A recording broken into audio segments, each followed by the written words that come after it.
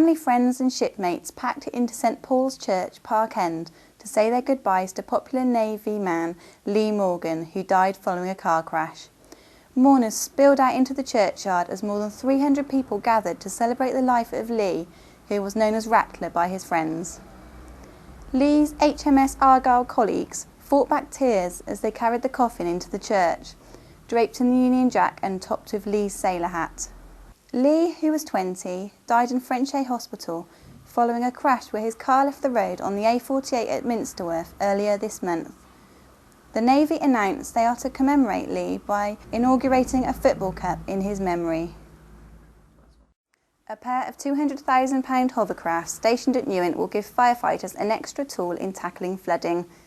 FTV spoke to County Chief Fire Officer Terry Standing about the hovercrafts, which have been specially built for the service's requirements. We learned an awful lot during the floods. I'm very grateful to the team and the efforts that they put in during the floods, but we learned an awful lot about our own capabilities.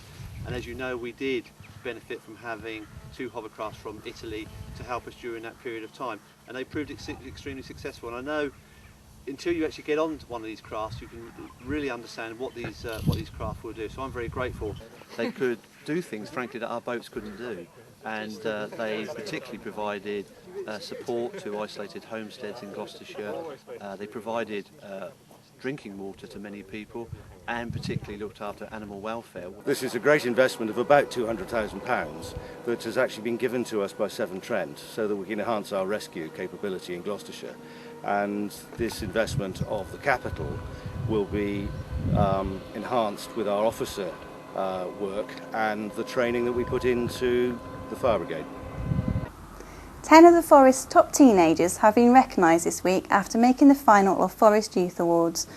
FTV caught up with the nominees to find out how they have made a difference in the community.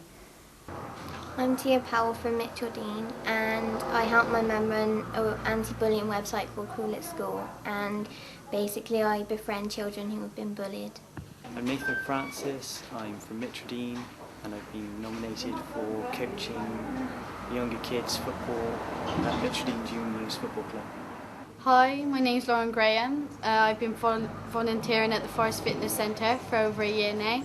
I'm currently a baller leader instructor there. Also, I've coached Day Mitchell-Dean and Day Primary School, and I do netball and tag rugby with the younger ones. Hi, I'm Charlie, I'm from Lydney and I've been nominated for doing circus performances and helping out in workshops with younger kids after. I'm Abigail Jones, I live in Mitchell-Dean. I've been nominated, so I was head of charity committee at school last year and we held a couple of different events, and I also am a young leader at Mitchell-Dean Guides. And finally, Oakle Street's David Price opened his doors to allow people a rare glimpse at his fine collection of steam engines at a special open day. FTV was there to take a look around and spoke to David about his labour of love. Well, 30 or 40 years ago we done quite a bit of site work on different small factories, and they were taking steam equipment out and cutting up the scrap. And at the time we thought we ought to start to save some, which we did. Although a little bit late in the day, we managed to salvage quite a bit from the scrapman, really. Most of them are sort of pretty local, except the big engine comes from up by Gainsborough. But most of them are local engines. I suppose Stroud was probably one of the best areas because it was very industrialised up until about 30 years ago. Of course, when the water wheels went, nearly all the industry went with it, unfortunately. That's all from FTV this week. For more on these stories and the rest of the week's news, including the inquest into the crash that killed Lydney friends Dan Hales and Alex Sims, thousands of pounds snatched in a robbery in Lydney, and your chance to win tickets for a night at the opera, don't forget to pick up a copy of this week's paper. You can also keep up to date with breaking news on our website, thisisgloucestershire.co.uk.